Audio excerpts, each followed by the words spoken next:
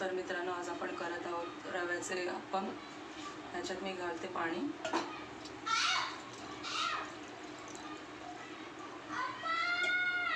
आपला रवा भिजेल एवढंच पाणी घालायचं आपल्याला। 5 मिनिट आपल्याला भिजत ठेवायचं आहे। इथे चटणीसाठी थोडंसं नारळ किसून घेतले मी, 2 हिरवी मिरची, चिंच आणि 2 मोठ्या लसणाच्या पाकळ्या आणि थोडंसं मीठ टाकून हे वाटून घेते।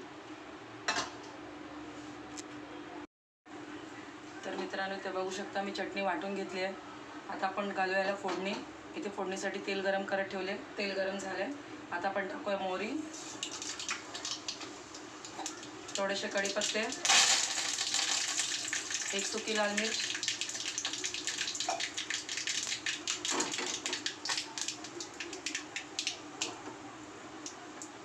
आता मोहरी चांगली तडतडली। आता आपण टाकूया फोडणी।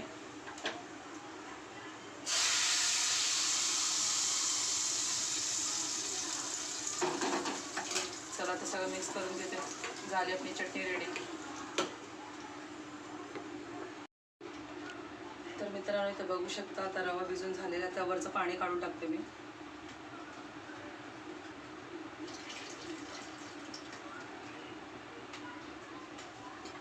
आता याच्यात टाकूया दही,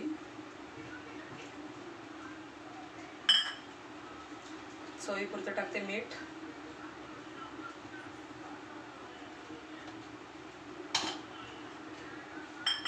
आता याला चांगलं ढवळून घेते। पाणी लागले तर आपण टाकूया अजून थोडं।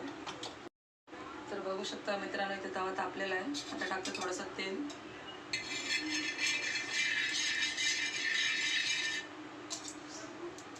आता सोडते बॅटर।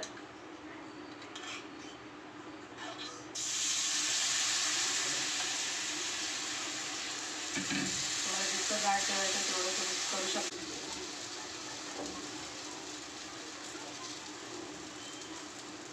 थोडंसं टमॅटो,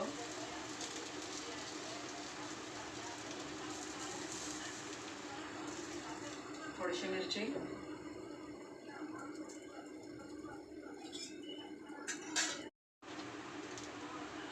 तर मित्रांनो, कांदे आणि टोमॅटो आपल्याला असं दाबून घ्यायचं जेणेकरून पलटी करताना निघणार नाही ते। चला तर आपण पलटी करून घेऊया। दुसऱ्या बाजूने शिकून घेऊया चांगलं। तर मित्रांनो, इथे बघू शकता तुम्ही आपले रव्याचे अप्पम आणि चटणी रेडी आहे। तुम्हाला जर माझ्या रेसिपीज आवडत असतील तर व्हिडिओला लाईक करा, शेअर करा आणि कमेंट करा आणि सबस्क्राईब करा माझ्या चॅनलला।